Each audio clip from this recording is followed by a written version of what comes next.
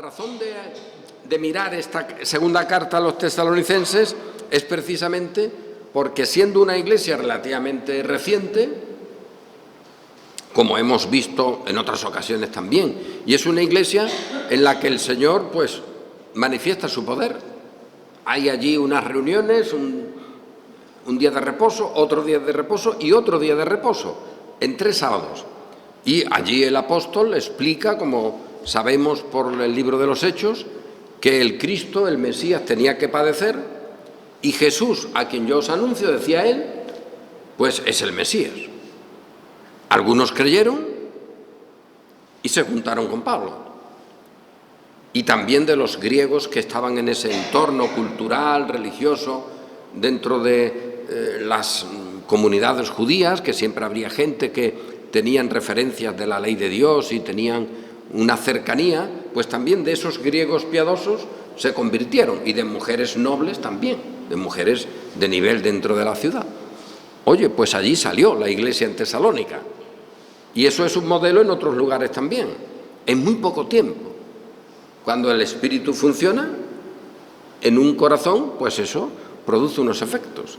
Unas veces eso se alarga más en la comprensión, otras veces es menos el tiempo, otras veces tienen una circunstancia, otras veces otra. Eso no importa. Pero el caso es que los creyentes en Tesalónica, a partir de ese momento, se ven como una unidad, como una comunidad. Judíos, gentiles, hombres, mujeres, esclavos, libres. Y ese es el elemento que forma la iglesia. No hay más, ni menos. Con eso hay una iglesia.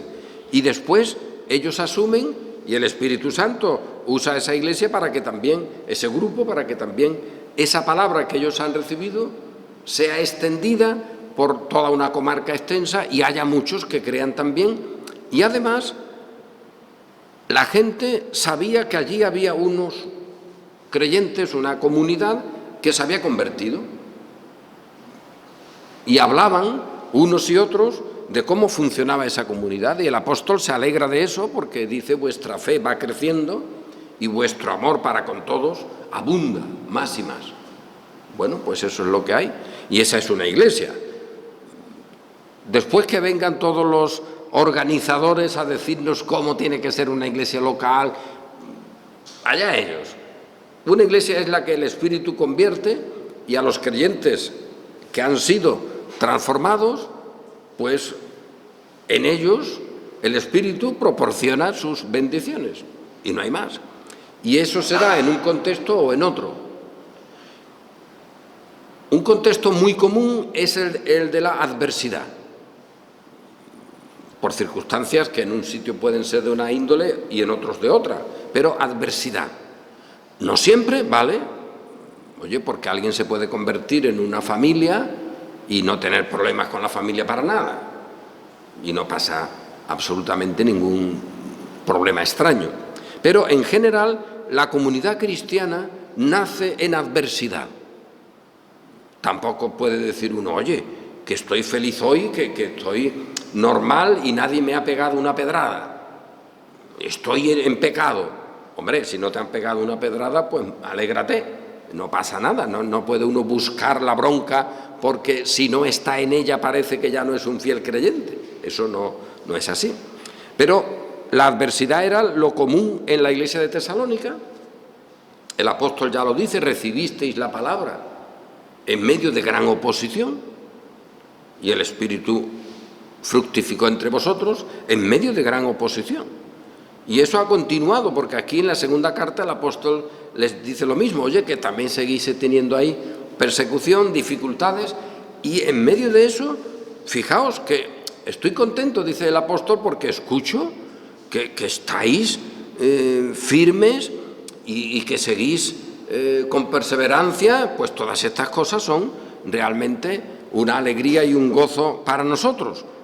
Y esta es la realidad. Vosotros estáis con paciencia y fe en todas vuestras persecuciones y tribulaciones que soportáis. Eso es lo que hay. Y luego uno podría decir: oye, pues para esa iglesia, que incluso el apóstol se pone tan contento de que por ellos ha sido divulgada la palabra en una enorme comarca, en una extensa comarca, Podría alguien decir, hoy lo diría cualquiera, esas iglesias o esa iglesia en Tesalónica es un modelo, vamos a ver qué dicen y vamos a ver cómo lo hacen ellos para nosotros copiar. No copies. El Espíritu Santo produce los frutos según conviene. Tú no copies, porque lo copiado no vale. Copiar un fruto del Espíritu es absurdo. Eso es como copiar una manzana, hombre. La manzana es la manzana. Si tú copias luego haces un dibujo, no te lo comas. Eso no puede ser. En este caso, por lo tanto, muchos dirían, oye, pues esta iglesia es fenomenal. Y nosotros nos alegramos juntamente con Pablo de la iglesia en Tesalónica. Lo mismo que de la iglesia en Éfeso, de la iglesia en Colosa o de cualquier otro sitio. Que prosperan y que los hermanos están avanzando en la fe, pues perfecto. Pero si uno fuera allí, en aquel momento, y dijera, oye, vamos, es que esto es fenómeno, una iglesia que además la fundó el apóstol Pablo y que está llena de frutos. Yo voy a ver qué dicen esta gente. Cuidado, porque esta gente se pueden equivocar. De hecho, se estaban equivocando. Y no pasa nada. Ellos tenían ideas erróneas sobre la venida de Cristo. Y lo que ellos creían lo enseñaban. Oye, y no pasa nada. Otra cuestión es que un falso evangelio se distribuya y se anuncie. Pero aquí tenemos lo que siempre va a tener la Iglesia, el evangelio verdadero, mezclado siempre en el anuncio y en la aplicación con circunstancias que tienen que reformarse. Eso nunca varía. Y esto puede gustar más o menos, pero hay que retenerlo, ponerlo en algún lugar, ficharlo, ponerlo de favorito, ponerlo en algún disco que te lo muestre siempre. El evangelio verdadero siempre se anuncia y el Señor produce frutos con él, pero en ese anuncio siempre se encontrarán parcelas que tienen que ser reformadas.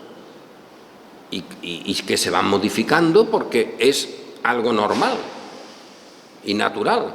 Y eso no puede evitarse. De ahí que nosotros podamos decir con toda libertad, fíjate, un autor, el que sea, pensad en cualquiera, qué buenas cosas tiene, qué buen evangelio he recibido en sus palabras, y luego fíjate que otras cosas tan insensatas.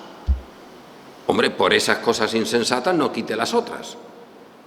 Pero con las otras no te lleves las insensatas, como si no se pudieran separar. Eso no funciona así. El evangelio verdadero es el evangelio verdadero, Pablo lo dice una y otra vez, que ha llegado a vosotros y que, igual que en todo mundo, produce frutos. Y los tesalonicenses habían llevado el evangelio verdadero a una extensa comarca. Y eso era un fruto real, pero los tesalonicenses no entendían bien cómo era la historia y cómo terminaba la historia. Bueno, pues nada, el apóstol les escribe ahora para explicarles cómo era esta cuestión. Y esto es lo que nosotros también queremos mirar en esta reflexión sobre esta segunda carta. Esa es la idea fundamental, porque aquí se explica de manera como la Escritura lo explica, el asunto de cómo funciona la historia. Y hemos leído también en la segunda carta de Pedro algo parecido porque, si os fijáis, el problema era no idéntico, pero era un problema también sobre cómo ocurría el final de la historia. Y aquellos creyentes que había en aquel momento es que algunos pensaban que iba a ocurrir allí en su vida. Y el apóstol dice, bueno, cuando quiera el Señor, pero habrá este proceso, así que tú tranquilo. Y otros decían, no, esto no tiene que ser así porque esto dura siempre y esto no acaba nunca. Y estaban en el principio de la era apostólica. Fijaos ahora después de 21 siglos. Pues la sensación es que esto es una evolución que va por ahí, esto no acaba. Y la enseñanza de la Escritura es, no sabemos muy bien cómo, pero esto acaba y en ese acabar hay unas indicaciones que no sabemos hacer el dibujo de todas ellas, no podemos describirlas. Algunos se ponen a hacerlo, ¿eh? Bueno, hay gente para todo y allá ellos, ¿no? Pero ese es el dato. Y en la segunda carta, el apóstol Pedro pues explica a sus oyentes cómo algunos pensaban que esto no se acababa y el apóstol explica, hombre, pero piénsalo, que esto ha sido formado por agua. Fijaos lo que dice Pedro. ¿Cómo arreglamos eso? ¿Cómo lo explicamos? Cuando él dice, estos ignoran voluntariamente, que ya es un modelo de creer lo que sabes que es falso, pero bueno, eso es típico de nuestra sociedad. Ya en la época de Pedro esto ocurría. Estos ignoran voluntariamente que en el tiempo antiguo a ver, ponemos ahí millones de años, ponemos qué. No pongas nada y estarás más acertado. Tú no pongas nada. Que el Señor haga las cosas como quiera. No organices la obra de Dios. Que Él la haga como quiera. Y nosotros sabemos que la ha hecho Él. Con eso estamos muy contentos. Y con eso estamos en el camino. ¿Cómo? Le vas a preguntar al Señor, ¿cómo, hijo, tú? Él es Dios y tiene poder para hacer todo el cosmos. ¿Qué te va a dar? ¿Una fórmula? Estos ignoran voluntariamente que en el tiempo antiguo, olvídate de otra cosa, fueron hechos por la palabra de Dios, Oye, pues esta palabra de Dios notable es. Esta palabra de Dios no es cualquier cosa. Ya la tenemos ahí, pues esta es la palabra de Dios que hemos recibido. Esta palabra de Dios es más que unas letras de tinta, seguro. Porque unas letras de tinta, excepto que uno sea un mago que quiera hacer magia, pues a lo mejor con una palabrita de esa no produce nada excepto en tu fantasía. Pero esto es algo que supera la tinta, esto es algo notable. Bueno, pues recuérdalo. Hechos por la palabra de Dios, los cielos y también la tierra, que proviene del agua y por el agua subsiste. Olvídate del universo, porque el Señor que ha creado todo, aquí específicamente te dice, mira que ha creado el cielo y la tierra, lo que a ti te afecta. Olvídate de otras cosas, no pierdas el tiempo, ni el dinero del gobierno en investigar cosas que luego no sirven para nada. Investiga la tierra, hijito, para que no haya circunstancias adversas y para que se solucionen problemas de la tierra. Que proviene del agua y por el agua subsiste. ¿Qué cosas? ¿Y esto cómo? Y yo no lo sé. Que nadie se le ocurra hacer un curso de cómo el agua produce esto o aquello, que se equivoca. Que no vaya a venir algún cristiano listo a explicar esto, que esto no tiene explicación. Solo sabemos, y lo sabemos porque Pedro lo dice. Oye, ¿y por qué lo decía Pedro y Pablo? Pues ellos seguro recibieron un elemento de revelación. Si no, no tiene sentido. No es que ellos hubieran leído un libro y sacaron la conclusión tal. No, ellos recibieron, como para otras cosas, un elemento de revelación. Igual que en los profetas, vemos que hay una descripción de la realidad y en algunos casos también una revelación de cosas que Dios le da a sus siervos, los profetas, los apóstoles, etcétera, y a través de ellos a nosotros. Por eso esta palabra hay que subrayarlo, aunque sea una palabra que se traduce, que es una palabra que tiene un tiempo, en cuanto que sabemos, hombre, la segunda carta de Pedro, ponle un día más, un día menos, un año más, un año menos, pero tiene una edad. Sin embargo, la palabra que nosotros recibimos cuando leemos o cuando la escuchamos de alguien, esta palabra leída, es nueva siempre. Esta palabra de Pedro no es una palabra que tiene 2000 años. Esta palabra tiene la fracción de tiempo de tú escucharla.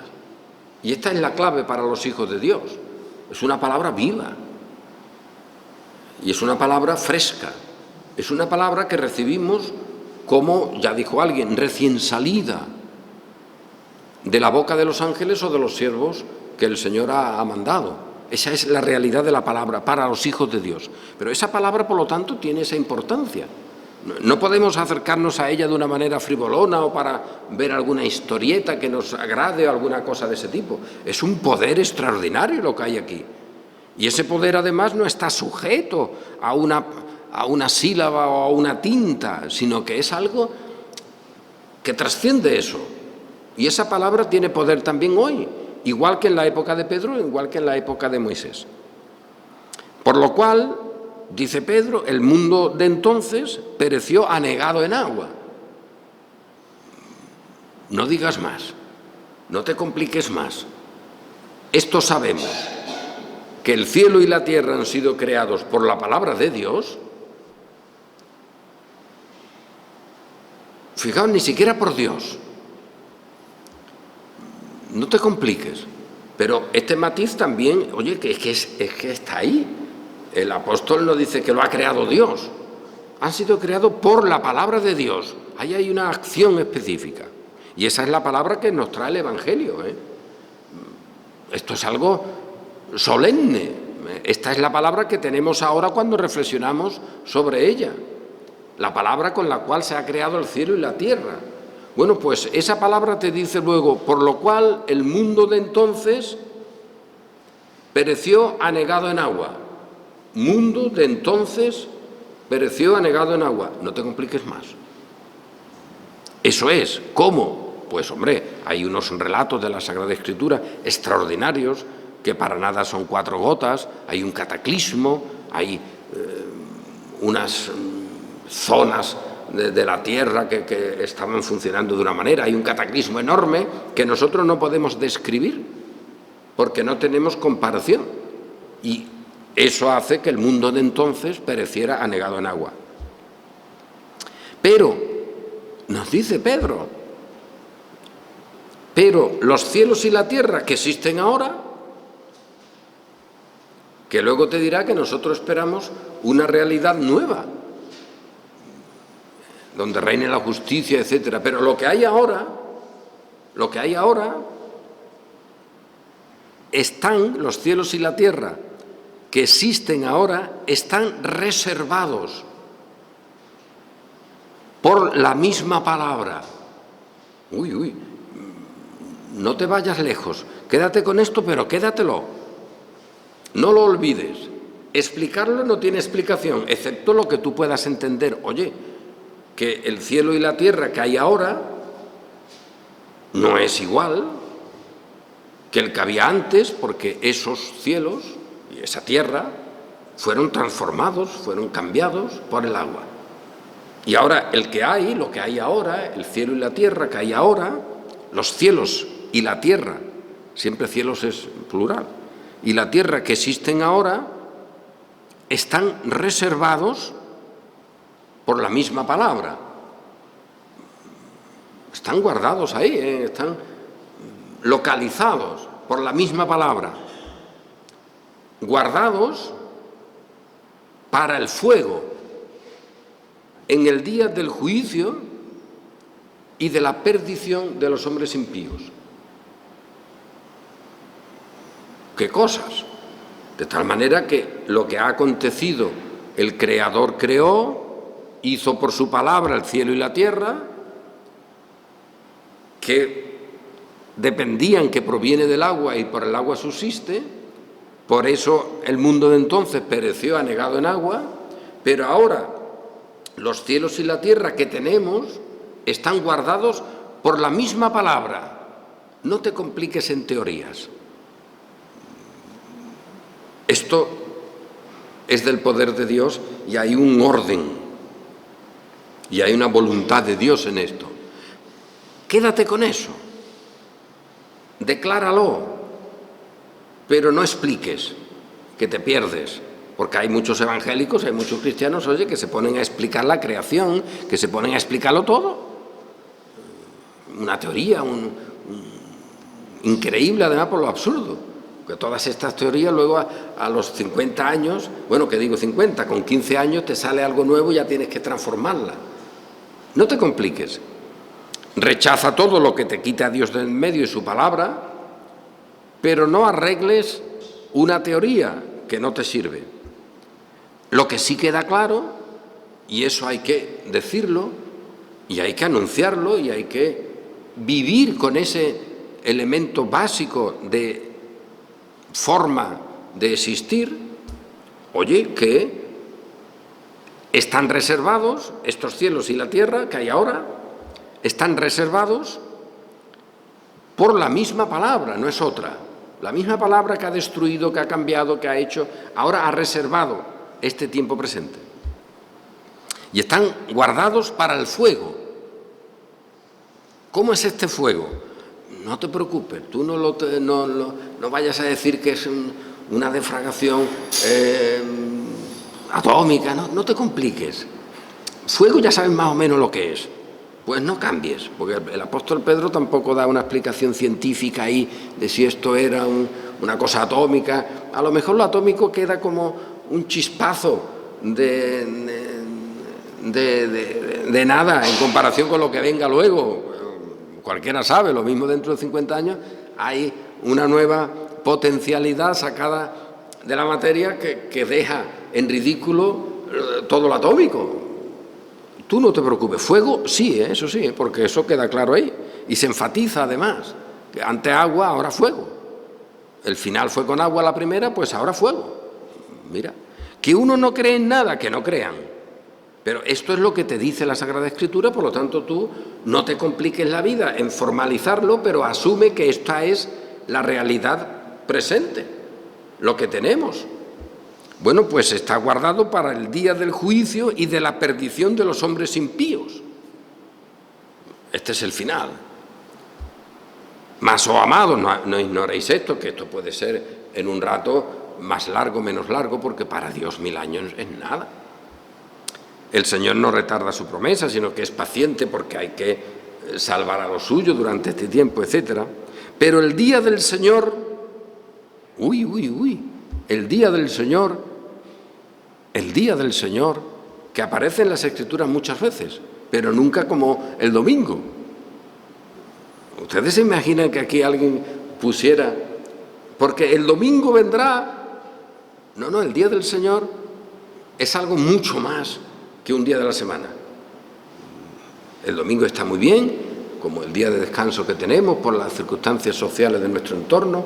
Si todos descansáramos el miércoles, sería el día cuando nos reuniéramos y cuando tuviéramos nuestras actividades como iglesia en el sentido legítimo, normal. Los días no tienen relevancia. El orden del Señor ha sido así: 6 días trabajarás, 1 descansarás, punto. Pero que ese día sea el domingo y que el domingo sea como el día de reposo antiguo de los judíos, eso no tiene nada que ver con la Escritura. Fijaos, pero el día del Señor vendrá. El día del Señor es, por lo tanto, ahí la manifestación final, el elemento final del juicio del Señor, cuando está involucrada toda la tierra, los cielos, etc. Vendrá como ladrón en la noche, en el cual, ese gran día del Señor, los cielos pasarán con gran estruendo. No te compliques. ¿Cómo? Ni un dibujito. No hagas nada. Pero recuérdalo. Los cielos pasarán. Esta idea es evidente. ¿Cómo? No lo sabemos, pero que pasan. Hay una nueva realidad con gran estruendo. Y los elementos ardiendo serán deshechos. Y la tierra y las obras que en ella hay serán quemadas. Y luego hay una realidad que está por venir con los creyentes. ¿Cómo? No te compliques, no dibujes, no especules, pero no olvides eso. Pues tenemos algo semejante en lo que el apóstol le explica a los tesalonicenses. En el caso suyo no porque dudaran, sino porque pensaban que venía al día siguiente. Incluso algunos habían dejado de trabajar. Habían dicho: oye, si esto es ya de un día para otro, ¿para qué trabajar? ¿Para qué vamos a sembrar? Si, que va, no da tiempo a que salga el grano. Y se habían equivocado en eso. esta excelente iglesia en Tesalónica, algunos estaban complicando la vida, sacando la conclusión que ese día del Señor, que esa venida, pues era inmediata. Y el apóstol ni quita ni pone en eso, pero explica. Y en esa explicación también desarrolla esta no gráfica de la historia, pero sí por lo menos indicaciones para decirnos, mirad, por lo pronto sabed una cosa, antes que aparezca esto tiene que aparecer otra cosa. Por lo tanto, mientras que esto previo no aparezca, lo otro no viene. ¿Cómo es esto? No sé, pero evidentemente no esperes esto, porque esto vendrá después de que aparezca esta realidad. Eso es lo que el apóstol le dice a los tesalonicenses. En la historia hay una secuencia, hay cosas, que vendrá una, pero solo cuando haya antes acudido otra. Y cuando acuda esa en la historia y tú la veas, entonces puedes esperar la otra, pero no la traigas fuera de lugar. Ese es el dato. Tampoco nos explica mucho el apóstol. Es curioso porque el buen apóstol nos deja todo un poco ahí con la intriga de decir, bueno, hijo, también explica algo, porque resulta que él nos dice, ¿no os acordáis que cuando yo estaba con vosotros os explicaba estas cosas? Eso se lo dice a los tesalonicenses. Y nosotros podríamos decir, oye, pues fíjate los tesalonicenses. ¿Qué habríamos hecho nosotros si nos explica el apóstol todo esto? Pues hijo, tampoco presumas mucho. Lo que el apóstol le dijo a los tesalonicenses no sirvió para que los tesalonicenses sacaran adecuadas conclusiones. Pero a todos nos hubiera gustado de algún modo decir, oye, pues a ver lo que le dijo a los tesalonicenses, ¿qué es? Porque ya le explicó estas cosas antes. Nos deja la tranquilidad elemental de decir, hombre, si lo hubiéramos sabido tampoco nosotros hubiéramos sacado conclusiones muy diferentes, nos hubiéramos equivocado también. Saber algo específico no supone que lo apliques de manera correcta. En el caso de los creyentes en Tesalónica es elemental. Fieles, creyentes, soportando persecuciones, constantes, firmes, oye, ejemplares. Y en esto se estaban equivocando, en cómo era la historia, el final de la historia. Y se estaban equivocando después de haber escuchado al apóstol Pablo explicarle cosas. Que lo mismo que con Pedro tendremos que decir, oye, ¿y cómo la sabía el apóstol? Porque tendría alguna revelación específica, porque eso no se sacaba de una deducción por algo, eso eran cosas nuevas. Lo mismo que cuando Moisés, ese siervo del Señor, recibe órdenes para hacer cosas, antes de él recibirla no estaban, y son cosas nuevas, es una revelación y unas ordenanzas. Que ahora esta nueva situación requiera nuevas orientaciones, pues es evidente. Pero esas nuevas orientaciones están indicadas, fijaos, de tal modo que ni siquiera los tesalonicenses, y esto es relevante, no es por meternos con ellos, sino simplemente meternos con nosotros mismos, si alguien piensa que en la situación de ellos seríamos más listos. El corazón es el corazón y ellos se equivocaron. Y ellos no estaban acertando a aplicar bien las cosas. Y esto hay que pararse un poco, porque no es reprocharle nada a nadie, pero que nos frene esto de grandezas y de irnos por las nubes. Oye, que estos eran creyentes fidelísimos, que eran ejemplares. Y como ya he dicho antes, que no podemos ir allí a decir, a ver, vamos a copiar cómo lo hace esta iglesia y nosotros lo hacemos todo igual. Porque nos llevaríamos también los errores que estaban cometiendo sobre el final de la historia. Y le daríamos a eso el valor de ser verdad. Eso ya sería suficiente para desacreditar totalmente la pretensión de la Iglesia de Roma en darle un valor a la tradición que en la práctica se une a lo que se considere la Escritura y la tradición. En eso hay una lógica de decir, bueno, a ver cómo la Iglesia a lo largo del tiempo ha vivido. Y entonces yo tomo este ejemplo, tomo aquel dato y me hago un molde, y ese molde lo considero de tanta validez como la Escritura.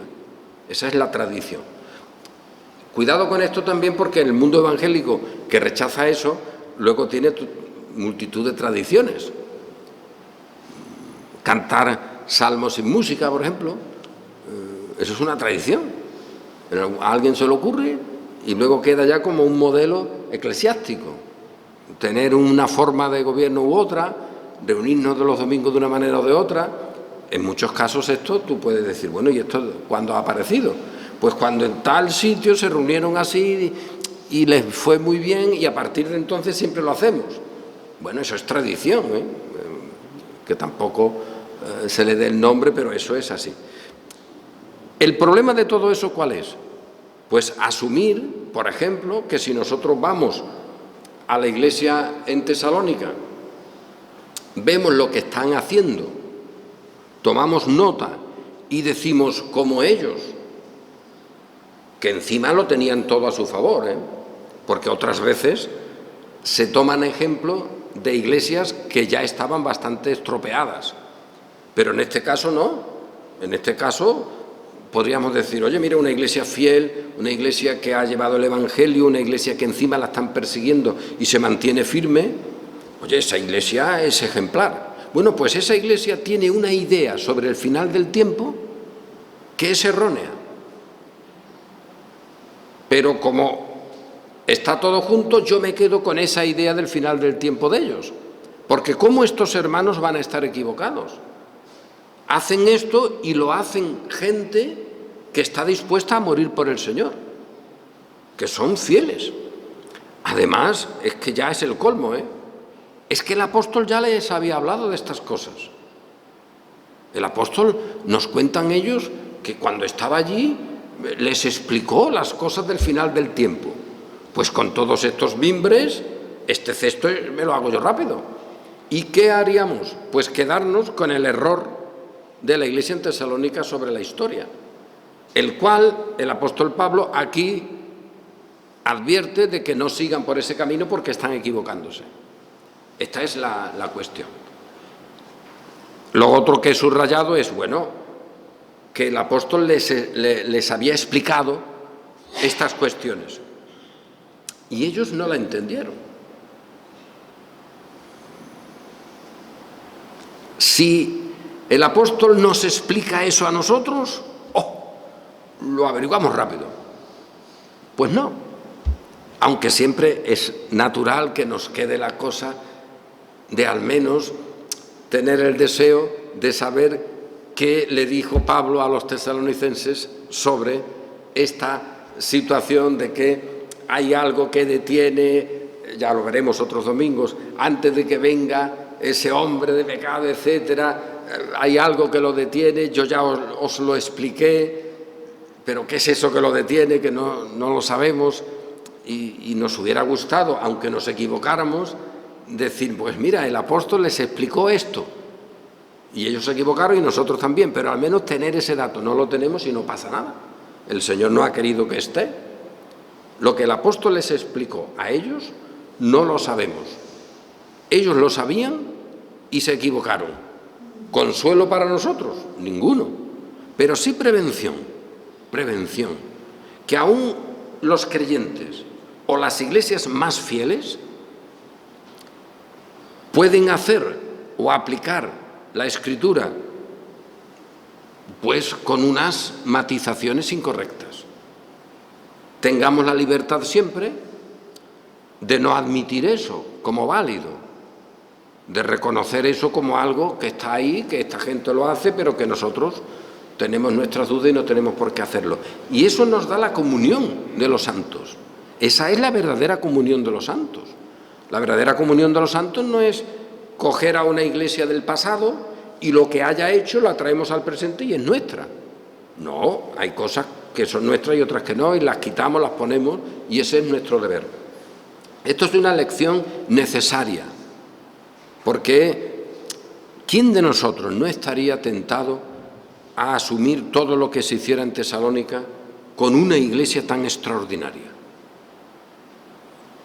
Pues sepamos que el propio apóstol les advierte de que, oye, cuidado, porque la venida del Señor no puede producirse, que venga cuando quiera, pero Él no puede, Él lo ha dicho, hay una cosa establecida, que no aparece antes de que venga la apostasía y que esto tiene que venir de otra manera y hay algo que lo detiene. Bueno, nosotros iremos viendo eso lo mejor que podamos.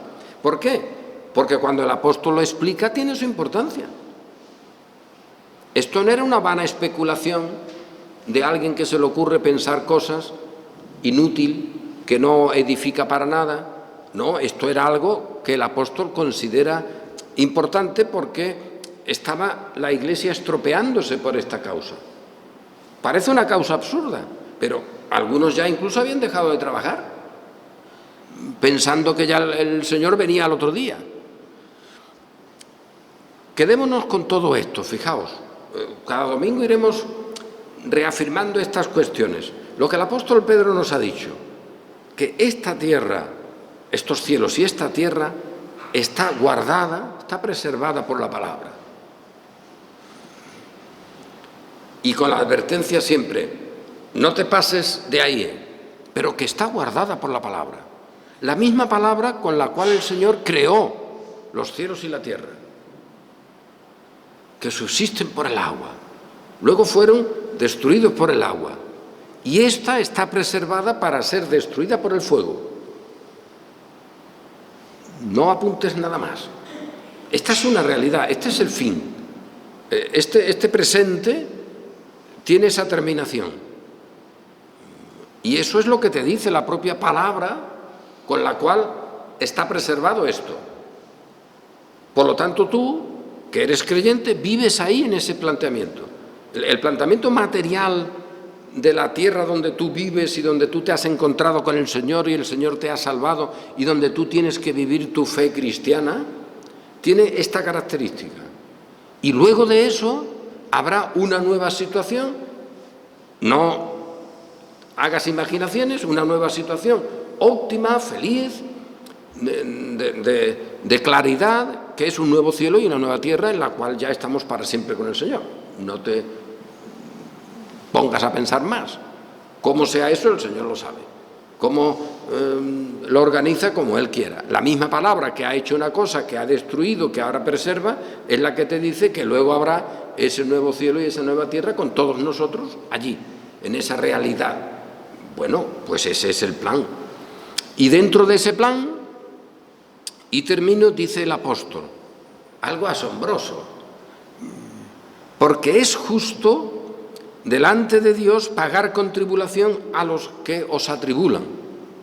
O sea, en medio de toda esta historia que estamos planteando, de este tiempo, que por eso no se pueden trasladar las épocas. Oye, lo que había antes de ese cataclismo, que es el diluvio, pues allí había una manera de vivir.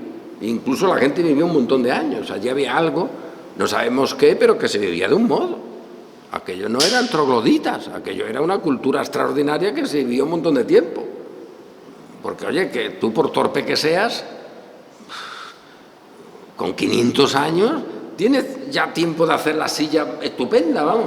La primera silla a los 20 te saldrá medio estropeada, pero a los 50, hijo, ya has tenido ocasión de aprender y ya pones la pieza en su sitio, pero a los 100, hombre, es que si todavía la sigues haciendo mal, y a los 200, hombre, la sillita, hijo, ya tendría que estar, vamos, de dulce.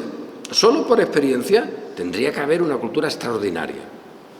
No sabemos, es que no sabemos, no hay que especular.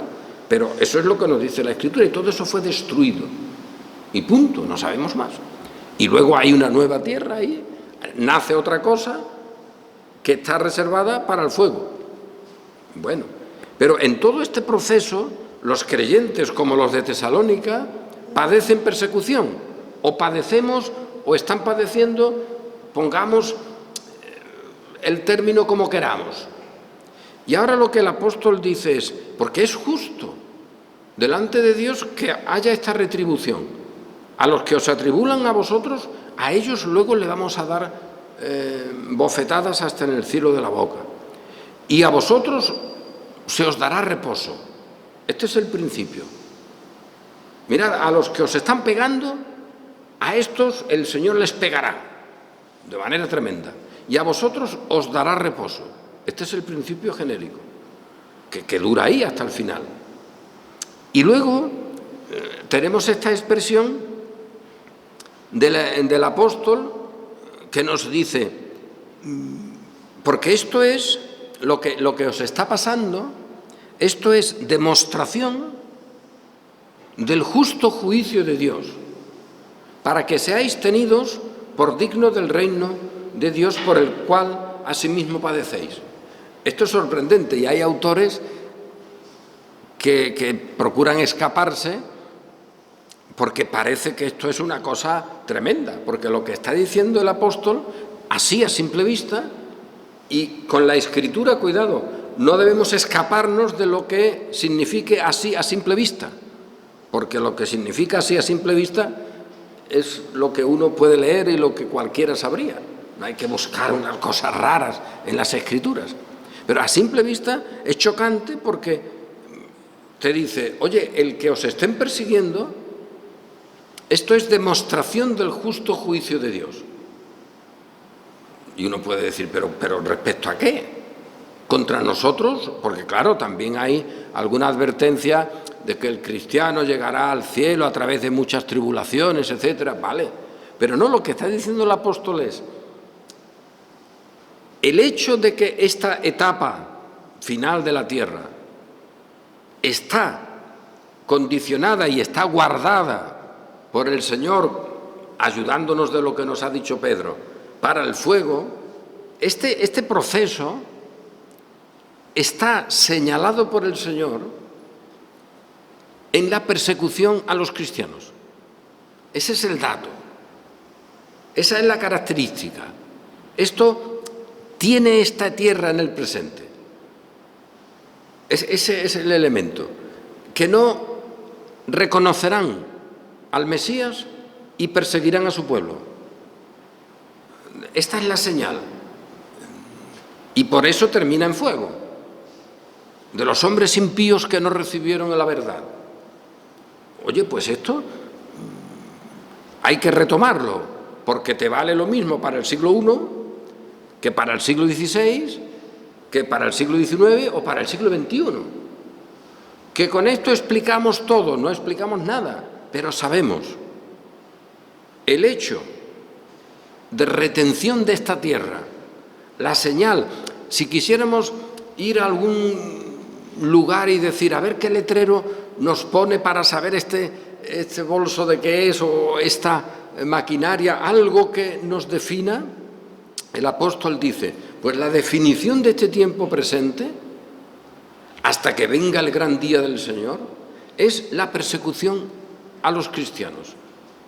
Esta es la señal, pero es una señal de juicio, pero no contra los cristianos, de juicio contra los perseguidores. O sea que los perseguidores, el mundo, está señalado no por su bondad, no por sus ONG, sino por el hecho de que expulsa o persigue al Mesías y a los suyos. Y eso es evidente. Pero eso no es una cosa que ha escapado al control de Dios. Lo asombroso, y por eso digo que hay autores que aquí se estrellan, te dicen unas cosas rarísimas. Lo elemental es, y esto precisamente lo ha hecho el Señor, de tal manera que la condición de rebelión contra Él es la indicación que Él ha puesto a este tiempo. Por lo tanto, en este tiempo no esperes hasta el triunfo de la cruz, porque la cruz no puede estar asentada en un sitio en diálogo con los demás y allí en armonía. No. O es recibida o es rechazada. No hay término medio. Y ese rechazo es la señal de este tiempo presente. La señal de la tierra hasta que finalmente el fuego la aniquile. Y a vosotros, en medio de estas circunstancias, tenéis el signo de estar con Cristo, que es que los vituperios con los que te vituperaban cayeron sobre mí. Y si en el árbol verde me han hecho esto, mirad vosotros.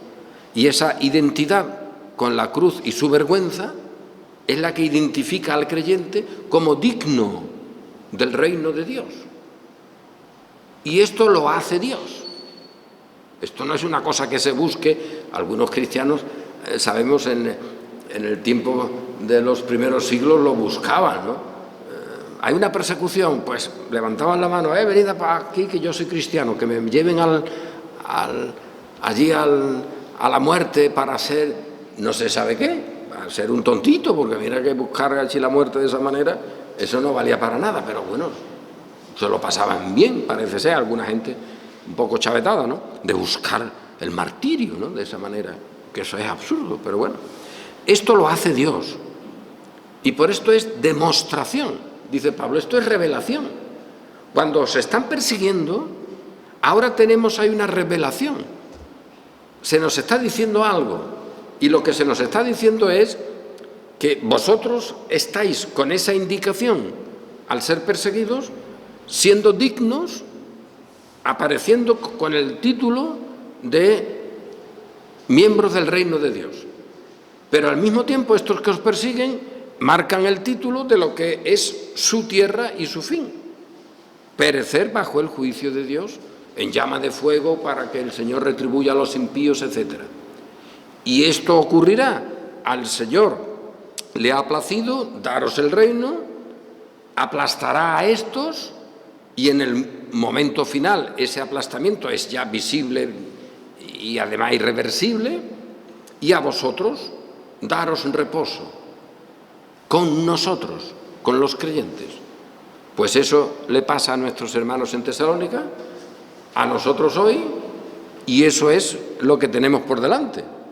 Una tierra que el Señor conserva, que por la misma palabra por la cual fue creada, por la misma palabra por la cual fue destruida por agua, por la misma palabra por la cual ahora es reservada para el fuego.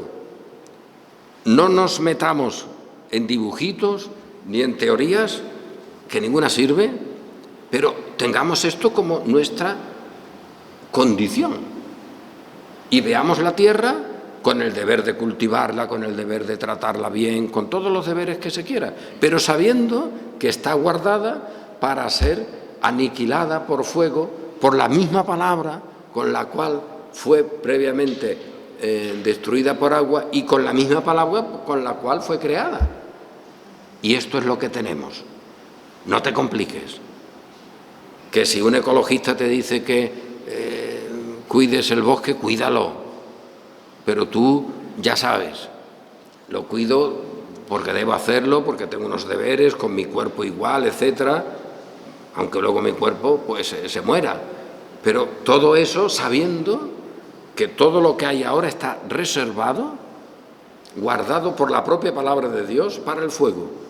Y que eso tiene un testimonio infalible, que es la persecución al cristiano. Aunque sean pequeñas comunidades, como la de Tesalónica. Asombroso, pero esto es lo que hay. Eso que os hacen a vosotros, hijitos, es como si me lo hicieran a mí, dice el Señor. Quien a vosotros toca es como si toca a la niña de mis ojos. Pues esta pequeña comunidad en Tesalónica, que estaba siendo perseguida, es el signo de todo lo que acontece a la humanidad. Y es el signo de que esa humanidad está reservada por el Señor para juicio y que la tierra toda está reservada para juicio. Y esto es, a mi modo de ver, lo relevante en este texto.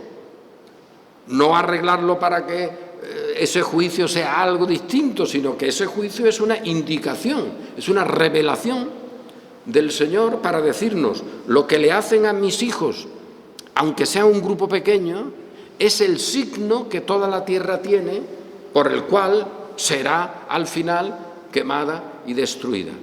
Ese detalle es necesario que lo recordemos para alegrarnos en el Señor, para vernos en el suelo en el cual vivimos con sentido bíblico y para esperar de los cielos, para esperar en el futuro, pues a nuestro Señor y con todas las cosas que Él ya nos ha declarado, como Él quiera y como Él decida, que es lo mejor para cada uno de nosotros. Amén.